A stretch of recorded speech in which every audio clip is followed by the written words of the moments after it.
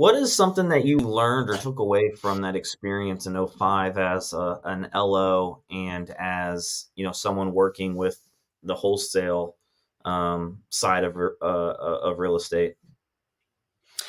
Well, I did learn quickly that real estate is a sales job, and the product that you're selling, people think, oh, you're selling houses. No, you're really selling you. So I did realize that it is something that is hard work. It is a sales position, so you have to build sales skills in order to be successful at it. And that's where I just think I wasn't really just at a point in my life where I was able to handle the stressors of a 100% commission job.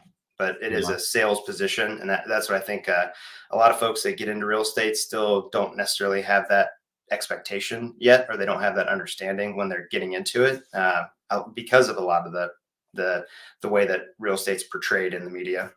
Yeah. And I think too, you went into two sectors of real estate where you probably have to be more on point and salesy. I hate using the word salesy. Mhm. With lending because you get shopped around, right? As a loan officer, you get shopped for best rate programs, all of those things.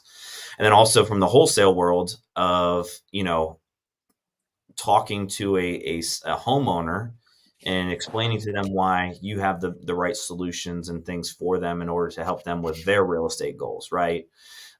Whereas like I built my business on buyers. Mhm. 2011, 12, 13, 14 were really I was buy side heavy to the point of my first 3 years in the business. I don't think I ever took on a listing. It was just how our team was set up. And for me, I always felt that that was a lot easier for me to build a relationship with someone. I didn't have to be as salesy, right? But you still Right. had to have the sales skills, right? The communication skills, how to articulate, why this is still a great time to buy, especially back then, why that's a great time to buy a home after they may have experienced a short sale 3 years ago, or a foreclosure or a bankruptcy, or anything along those lines. So I think you probably cut your teeth in probably two of the hardest parts of the real estate industry. Yeah. Yeah, it's in the investing world back then.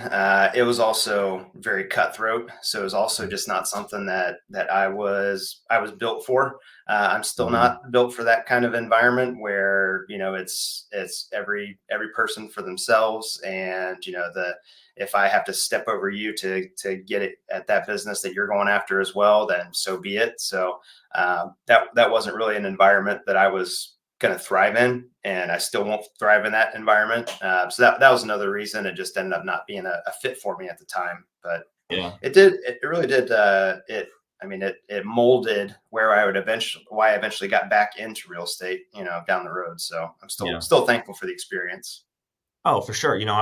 It's funny because I have a lot of successful agents on here, and a lot of times we don't actually take time to do the reflection. And usually, there's Mhm. always a point in someone's life or career path where it's had a huge impact on their real estate business. And I'm sure we're definitely going to touch on when you got back into it. But that was probably a moment, right? You probably learned a lot of different skills. I mean, I always tell people like wholesaling, those are some of the best marketers. Those are some of the Mhm. best people with the best phone skills, right? The best presentation skills, because it's just a numbers game, right? I mean, it's a numbers game, and so, anyways,